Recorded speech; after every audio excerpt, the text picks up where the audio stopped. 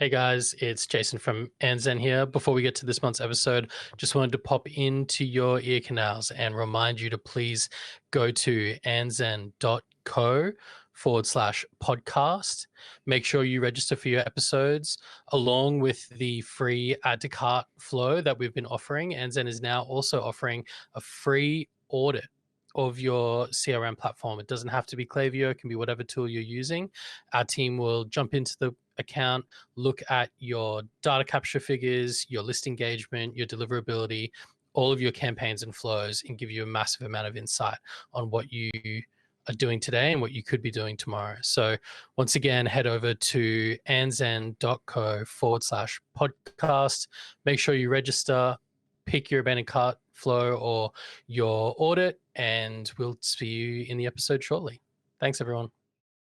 Hello, and welcome to the latest episode of the Andzen Approach. My name's Jason, and today I'm joined by Hannah, the head of partnerships at Dataships, and Ian, the head of sales.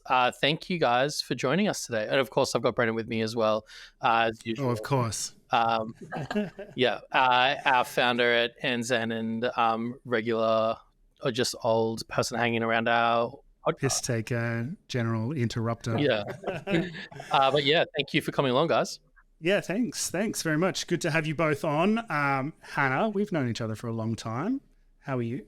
A very long time. Yeah, good. Thanks so much for having me on. I'm excited. Thanks for coming up to me in Austin and being like, why are we working together? Why are we working together again? And I was like, I don't know, do you want to do that again?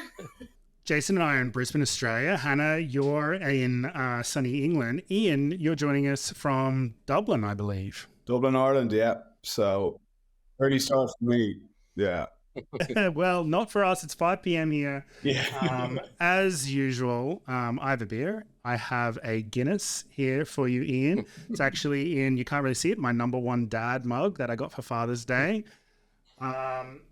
So tell us all about Dataships. Tell the audience what it is, how it got started.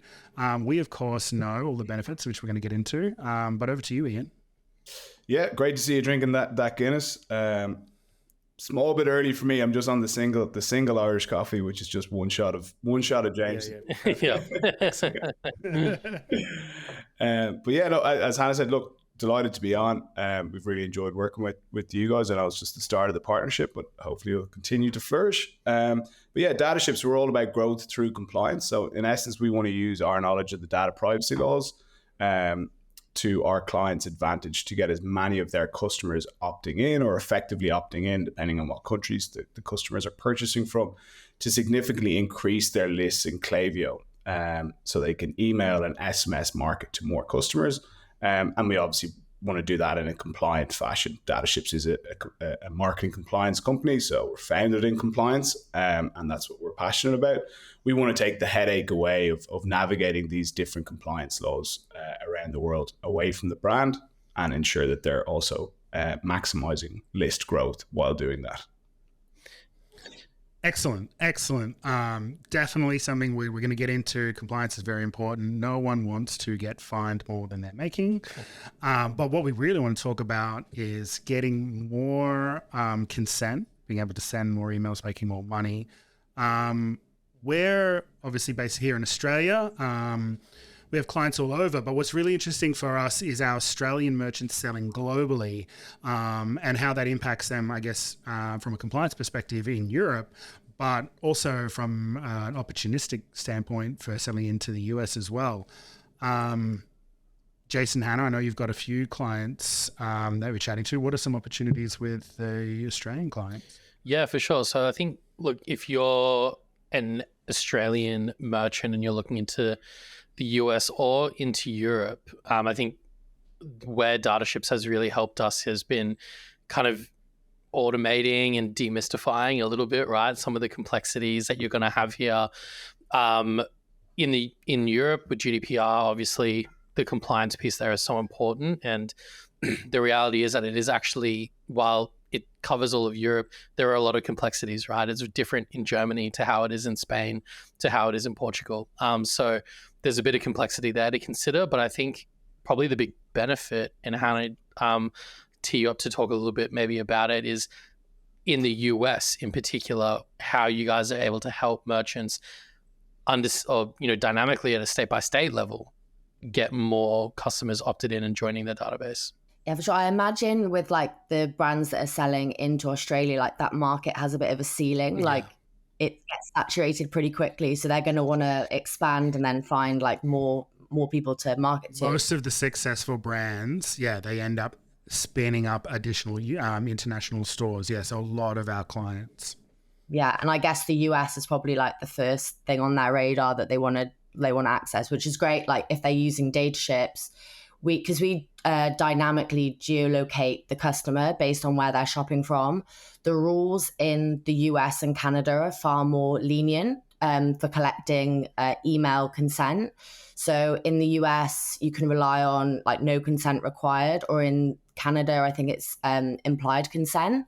So we can make it a lot easier for customers who are typically, they may be collecting about 50% of the contacts that are passing through the checkout, and we can lift that to around like 95, 96%. So they're getting far more contacts on their list. They can grow, they can do it compliantly. They're not going to have, well, you know what it can be like in the US. People are trying to screw over brands. They're trying to, I don't know, like get lawyers involved, trying to settle. But like we can help them basically make more out of the customers that they're already marketing to. Yeah, and that's what we want to hear, right? Money. Like, how can we make more money? Yeah, exactly. That's it. Yeah. And for us, Andzen, Dataships, getting, checkout consent into Klaviyo, more opted in emails and SMS into Klaviyo. For us, Klaviyo partner, elite partner, we are building out marketing automation flows. We're building out campaigns. We are retention marketing specialists, but we still rely on new customers coming in, right? So we need opted in contacts in order to send these messages out. So for us, this partnership makes a ton of sense. Compliance, more opt-in, compounding effect on all the work that we do. Absolute no-brainer. Let's just get all of our clients on Dataships. Like we love Shopify, we love Klaviyo, and in essence, we're sitting in between the two. So as the customers come through the Shopify checkout, we're capturing that first-party consent at the checkout, where Shopify would typically capture, and then we're increasing that list growth in Klaviyo. Now, we don't do the actual email sending. That's what Klaviyo specializes in. They do a fantastic job with it. So we're just increasing the number of customers that you can send through your Klaviyo account. And as Hannah touched on there, like the different nuances in the rules. Ultimately, like when a customer is purchasing from a brand, whether they opt in or opt out for email marketing, it's not the biggest decision in their day, So what's really important is that brands make it as easy as possible for the customer to opt in, and if their legal right is to be able to email market to them. These brands have spent enough money driving the potential customers to their website, optimizing their website with you guys, make it look good, convert it into a sale. If you can legally market to them, be sure to maximize it. And that's where we come in. And as Hannah touched on, the different nuances, it could be as simple as having to opt in, where a customer has to actively opt in. In the UK and Ireland and across Europe, you could give the option to the customer would have to actively opt out. If they left the box unticked, they would be marketable. In the States and Canada, by purchasing, they're effectively opting in for email marketing. You just have to present marketing preferences, privacy policy. And then there's also different kind of nuances around SMS capture as well. So it's crazy. As we dove deeper into it, it was only then that we realized, how inefficient different platforms were at capturing that first party data consent. Yeah, and I think that automated dynamic piece is like, that's kind of the magic here that we're talking about, right?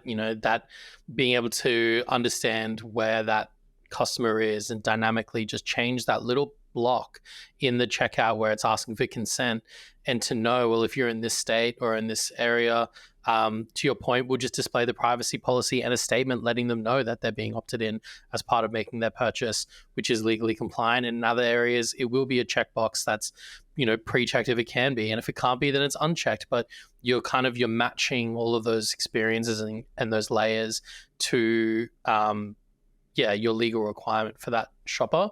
And I think when you talk about those results, we've seen it for our clients firsthand. Like, we've got clients that we've worked on where their opt-in rate at checkout was in kind of the low 70%, which, for most people is pretty average. And a lot of people would say probably not that bad. 2/3 of the people that are placing an order are opting in for marketing, but get Dataships involved. And we've seen those merchants go up to a 90 plus, 95+% opt-in rate at checkout, which, it's very real. Like, I think we did that for 1 month, and we ran a report the following month on the revenue for that. And it was like 5 times the cost of what they'd spent to get Dataships set up. And, straight away, like, that's in month 1. Like, you think about that compounding impact of that person being opted in over time.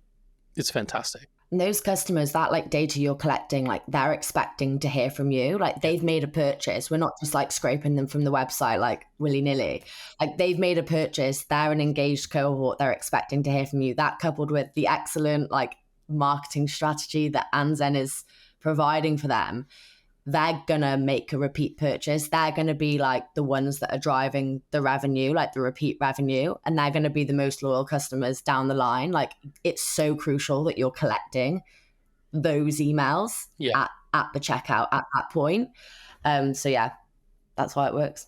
Yeah, and it's not just like it used to be back in the day where you could import from your CRM, import from your accounting software, every single form, just automatically import, every single checkout. Consent matters these days, right? And not only is it sort of difficult for a merchant to manage, it's then compounding difficulty when you're dealing with multiple regions. But just in and itself, it's such a minefield from a compliance perspective, but also what we see with our clients, huge missed opportunity, right? Like, and if you don't set it up correctly, you're not collecting consent correctly, you could run for 6 months, for a year, for 2, 3, 4, 5 years, and then think that you're building your database of profiles, which will be coming into Klaviyo, will be coming through Shopify, and then to realize that only like a portion, a percentage of that is opted in, that you can actually, legally market to them. You can't go back in time, right? I mean, you can, sure, there are different like opt-in tactics, but getting compliance from the get-go is very important. Yeah, it is. And there's certain things, that the GDPR in Europe has changed, the CCPA in the States has changed. And there is categories of do not do this. And like, for example, that would be a customer who is unsubscribed. Do not continue to email that customer. That is 101. All the commissioners across the world do not like that. Go to jail. Go directly to jail. Do not pass go. Do not pass go. Do not collect $200. But there is also certain breaches of data privacy that we see that, look, they aren't overly punished. Like, for example, in the UK, you're not supposed to use a pre-ticked box where the customer would have to untick it to opt out. Now, we don't see that overly punished. Typically, you would get a letter from the commissioner saying you'd have a period of time to change. As long as you change, there wouldn't necessarily be a fine or reputational damage. But using a pre-tick box in the UK, where we have seen that trip up brands, is when they get acquired. And then the acquirer comes in and go, look, you've got 100,000 contacts in your CRM here. Can we continue to email market to these? Were they collected compliantly? And that's where, the short-term gain of collecting non-compliantly, but increasing the opt-in is, comes completely undone when that happens. And then we've had to dive into the CRM and go, well, who was captured through, for example, the newsletter pop-up, which would have been compliant? Who came through competitions? Again, compliant. Who came through the checkout? Maybe they purchased in the States. It was compliant with a pre-tick box. And then before you know it, it's taken a haircut of a CRM of 100,000 to maybe 50 or 60,000. And it's just not a nice process to go through with your acquirer at the final stages of an acquisition. Yeah. And your customer database is a massive asset to your business, right? Yeah. Like, sure, it's a way to make sales day to day, but it is an asset that you're building that has a value. And you talk about, when it comes to M&A and transaction time, the very last thing you want to do is that asset to be reduced in value. Yeah, completely. And like, we track really closely with brands the value that they have on an email address. And depending on their AOV and their market segment, that can vary from literally as low as $1. And we would have some clients that value an email address, like we have a cosmetic brand that values it at $160. Now, they have a really loyal fan base, but they know that once a customer purchases, they're going to purchase again multiple times. They have such a high value on how they nurture those customers over email. So yeah, it's a really interesting one to track. And I think with the cost of marketing increasing and cookies being less effective, emails suddenly become trendy again, and so is SMS. Speaking of email and SMS being trendy, time for our sponsor. Klaviyo powers smarter digital relationships, making it easy for businesses to capture, store, analyze, and predictively use their own data to drive measurable high-value outcomes. Klaviyo's modern and intuitive SaaS platform enables business users of any skill level to harness their first-party data from more than 350 integrations to send the right message at the right time across email, SMS, and push notifications. Innovative businesses like Frank Green, Koala, Budgie Smuggler, Who Gives a Crap, and more than 146,000 other paying users leverage Klaviyo to acquire, engage, and retain more customers and grow on their own terms. And we're back. Thank you all. So I just want to plug our website, a registration form, andzen.co/podcast. Register your details there. We also have a cheeky Andzen free Add To Cart Klaviyo flow. So if you check the box there, we'll send you some details. We'll send you over our high converting, high ROI. I make this joke every episode. It's free, amazing ROI when it's free. Infinite ROI. Infinite ROI. But we're also going to include a little checkbox if you want to hear more from Dataships. Get a demo, do one of the best things you'll do for your email database this year. Let's segue back into maybe pre-GDPR, maybe what it was like back when I started doing this, almost 20 years ago now. Email platform in the UK, which we brought to Australia. We would get clients sending their database on a CD. Yeah. Here's my CD of database of email addresses. Please add that in. Yeah. That was a little out of control, waiting for the post to arrive before you got your database of contacts that you've been collecting for the last 7 years. Yeah. Definitely no permissions there. Jason, I do remember back when we started in Australia as well, getting shady offers of cash to send the emails to our database for customers. Yeah. And then, definitely having to take the moral high road and be like, that's not going to scale. Yeah. These days, we have laws in place. GDPR is the big European one. I think that's sort of pressed on to all of the American, the Canadian, and certainly set some of the framework for the Australian laws as well. I know there are some new data protection privacy laws coming into Australia soon, but maybe hand over to anyone, but maybe Jason, what was it like back in the day? Yeah. I mean, I remember not quite like the floppy disk days. I think I just skated past those. You're too yeah.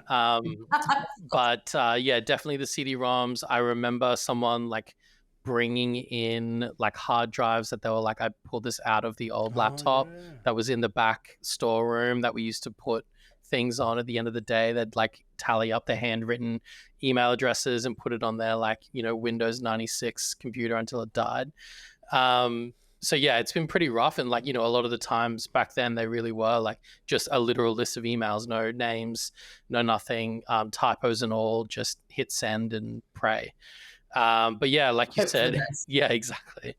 But yeah, these days, obviously, I think compliance is not just a broader topic within business, but I think clients and actual subscribers and the everyday consumer has been really educated around what they should expect from a brand. And it's actually now, I think, something that shoppers look for, right? They look for a brand that shows good compliance and that can portray a sense of trust with data. And that's where they choose to shop, because they're genuinely concerned about where their data is going to end up. And I think with GDPR, again, we were around in the days where GDPR was rolling out and everybody was freaking out. And I remember people coming and saying, oh, our lawyers recommended that we run an opt-in campaign because we didn't quite have the right compliance, and our database is now only 10% of the size that it was before. What have we done wrong, basically? I think we talked a little bit in the first half about maybe some benefits of North America and how you guys work there. But I think if we can pivot a little bit to Europe, talking about GDPR, and I mean, that's just one of the data protection acronyms that float around now when it comes to Europe. What are some of the benefits that a merchant can expect by using a software to automate this and keep up with what's happening in Europe? I think it like takes the headache off them, because the rules differ so much, like country by country. There's no automated way for them to do it. They could set it up maybe like for one country that they're in, but if they've got shoppers coming from all over, like it's literally not going to work. We've had brands who said, actually, no, we're going to build this ourselves. And then they do come crawling back because they're like, look, we tried to build it. We put so many dev hours into it, but you know what? It just doesn't work. We're going to go with you now. So they do come back eventually. I think something worth mentioning as well is that I know Ian touched on, like, are you leaving the box unchecked? That means you're opting in like various European countries. But in Germany, they're actually super strict there. They have the strictest data privacy laws like in the whole world. You need to double opt in. So you need to opt in on site, and then they send you an email, and then you need to opt in again there. So that's a really big opportunity, actually, because a lot of brands just then ignore their German customers. They just will say like, right, not marketing to Germany at all. And that's like a huge missed opportunity. Yeah, you're not going to see that massive list growth that you see in the other countries, but at least you have that segment that you can then market to, and you know that you're going to be compliant there. Yeah, for sure. I think that's a big, the hardest thing, even for us as an agency when we're giving advice, is like these laws change all the time, and it's really, really difficult to be on top of it. And it's also really, who is subscribing to stay up to date with the Lithuanian version of the data privacy protection compared to the German or Italian, what's happening in Luxembourg today. And like, it's funny to say, like, there are all these really niche, small countries in Europe that can set their own laws. But at the end of the day, it only takes one of these. This could be your demographic, right? Like this is e-com's a global business, and you have niche businesses selling niche products to a global audience. That means like maybe some of your biggest customer segments are from these European countries, right? And it's very important that you get it right. Yeah. So I'm keen to hear, maybe, do you guys have some examples of some merchants that you've worked with as well that have maybe had a bit more confidence to unlock some of those regions as well and see some benefit from a European or GDPR perspective? Yeah, some of like the big European brands like the Essence Vault that do perfume, they were selling into Germany, and because of the double opt-in, and they got a complaint early on, they were thinking, right, well, do we have to use double opt-in for all our customers? Yeah. And then the issue with double opt-in, it only converts at around 11 to 15%. So of 100 customers coming through your checkout, you're only able to email market to 11 or 12 or 13 of them. It's pretty poor. Yeah. A pre-tick box will convert at around 50%. So 50 out of 100. And then if you were to use, let's say in the UK or Ireland or France, if you were to use soft opt-in, that converts typically at around 80 to 85%, where the customer has to tick the box to opt out. All like slightly different nuances, but make a massive impact on the business. And we took their marketing consent rate from 25% to an average of 85%, and they sell across Europe and also into the States as well. So that was a kind of good example. I think on your point, Jason, on like capturing email addresses, I actually think now, even if you could just sell email addresses, I don't know if there will be a market for it, because now it's all about open rates, click-through rates, unsubscribe rates, and if they're trending the wrong way for you, brands would not purchase more email addresses if that was the case.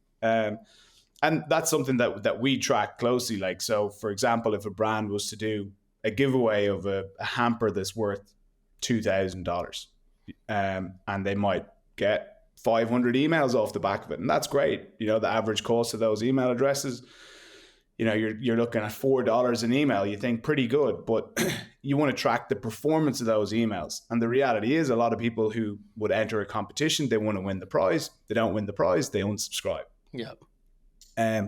So the actual value on those email addresses is quite low. And then you'd also have, let's say, a newsletter pop up on your website. You could offer a 15% discount off your first purchase. And that's really popular, and it's something that Klaviyo do really well. But it's an expensive way of acquiring an email address. If your average order value is $100, you're effectively giving up $15 to acquire that email address. Now, it's obviously helping with the conversion as well. But we would encourage brands, turn that on, turn it off, increase it, decrease it at busy periods or quieter periods in the year. And then with Dataships, for example, we're capturing at the checkout, we will always capture for less than $1 an email. We'll guarantee that. Yeah. And the quality of those email addresses that you're capturing, it's not a newsletter visitor. It's someone who's purchased, they're invested in the brand, they're expecting to hear from the brand. And it's over then to the brand itself to nurture that email. And you touched on it there. It's all about the quality of what's being sent out, the regularity, how well segmented it is. Like, if I'm a dog owner and I'm getting sent cat food, I'm going to unsubscribe pretty quickly. Yeah, I mean, this is what we do day in, day out for clients all around the world. Build these highly personalized, regular communication of automated flows to ensure that we get the most lifetime value out of a customer to justify that acquisition cost. But acquire them cheaply or as cheap as possible. But for us, make sure you get as much consent, as much opt-in as possible, so that when you engage an agency like Andzen and we build you amazing flows, you have the most amount of people flowing through them, right? And like, let's not even talk about, or like we can talk about it, Klaviyo. It's not a batch and blast platform, right? Like, this is not back in the day we just upload a massive list and hit send. This is a data platform. It's not cheap. There's a lot of features in there. There's a lot of form building. There's a lot of automation. There's a lot of segmentation in there. You want to make sure that at least the people that you're sending to have agreed, have the consent, you've ticked all the boxes, your database is valuable. Yeah, great point. And like, we know that we're increasing list growth, and we track that. But if a brand is only sending one email, or it's not segmented well, the performance of how that unlocked email is gonna perform on a repeat purchase side is going to be poor. And that's why we love working with agencies like Andzen, because the quality of the email addresses we're unlocking is magnified by you guys, because you're nurturing them, and then we're seeing those repeat purchases. And that's probably an interesting part of mine and Hannah's job, is tracking the repeat purchases in the different segments. So talking of pet food again, pet food's a great performer, because once someone purchases, their pet likes it, they'll keep purchasing. Cosmetics is a really good market segment. Apparel is a really good market segment. Footwear, whereas the likes of, let's say, home and garden or toys, they're a bit more seasonal. The repeat purchase of those unlock contacts typically isn't as strong, but it requires a lot more thinking from the agency side to think, right, how are we going to get these people to purchase again, maybe in 6 months' time? We were chatting a little bit before we started this, and I'm absolutely shamelessly going to tee this one up for all of you here. One, how does the merchant know with Dataships that they're increasing revenue, they're increasing the costs? And like, Jason, Tell me about how difficult it is to install Dataships.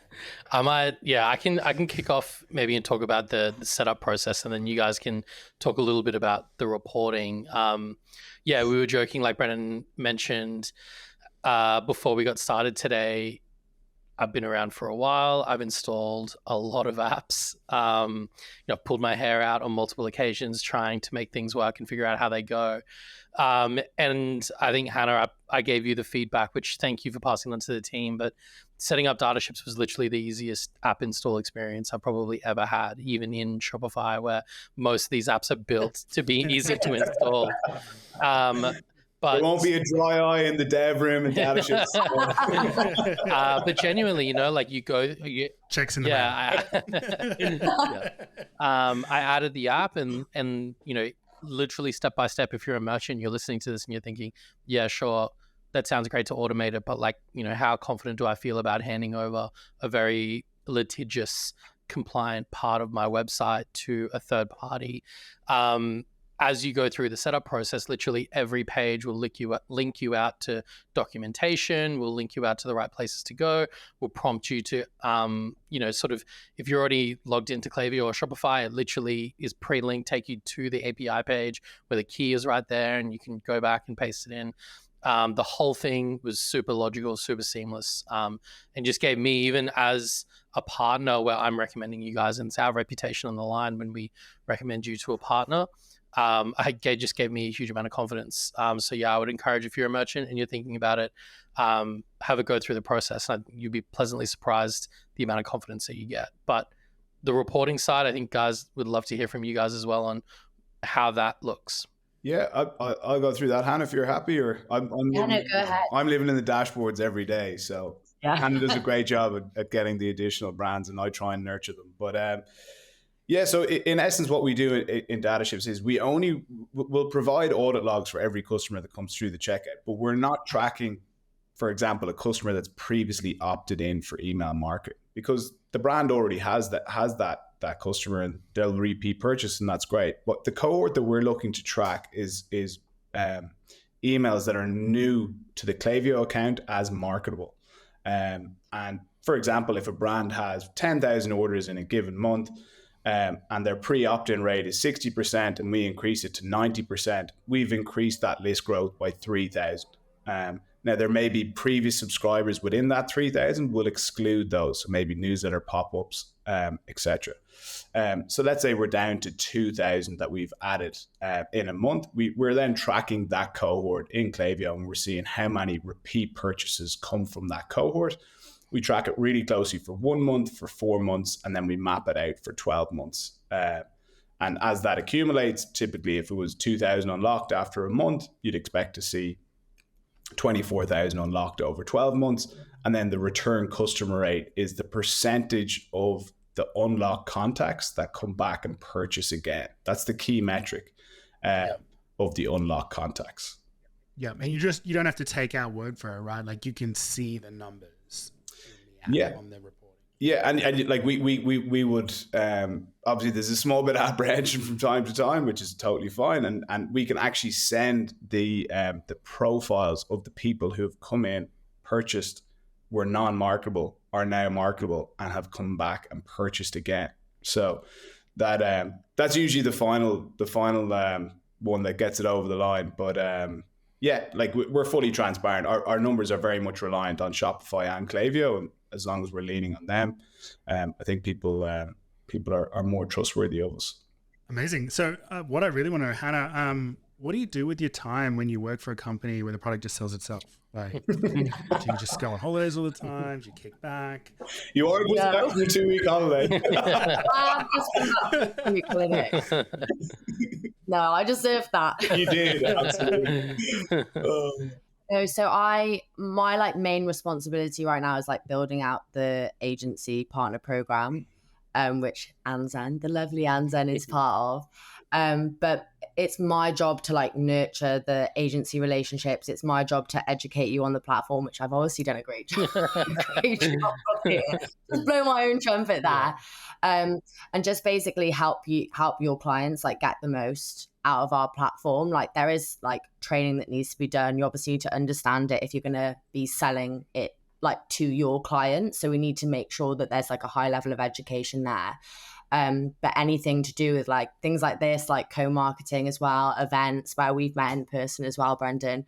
But yeah, I'm kept very busy because there's loads of good partners in this network, and we just want to get more reach and get in front of more of them so we can help their clients with their list growth. Amazing. Well, if you are an agency, don't bother with Dataships. It's just $10. Yeah. It doesn't really work that well. No, but all honesty, it's a fantastic product. The team is fantastic. It's like a part of our core MarTech stack now that we recommend. So for the greater good, definitely check out Dataships, whether you're a merchant or if you're an agency partner. Ian, Hannah, thank you very much. It's been lovely. We've learned a lot. Hopefully the audience has learned a bunch. Any final thoughts? No, great to be on. Really enjoyed it. Didn't feel like work being on a chat. Great. Just a chat with friends. Yeah. Exactly. Very good. All right, we'll wrap it up there. Thanks, everybody. Again, andzen.co/podcast. Register your details. We'll send you a bunch of free shit. But otherwise, you can find the Apple Podcast, Spotify, and also YouTube. We're recording this in video. Don't miss out on looking at our lovely faces. Yep. Check it out. Thanks again. See you all next time. Thanks, everyone. Howdy, it's Brendan here, just jumping in again before you head off. Another reminder, jump on over to andzen.co/podcast, put your details in. We'll send you all the information about the episodes where you can subscribe, you can watch, all of the good stuff. Another reminder, free Add To Cart Klaviyo flow, fantastic, built by Andzen. And also that audit that Jason mentioned at the beginning, fantastic. Get yourself around it. Jump on andzen.co/podcast. See you on the next one.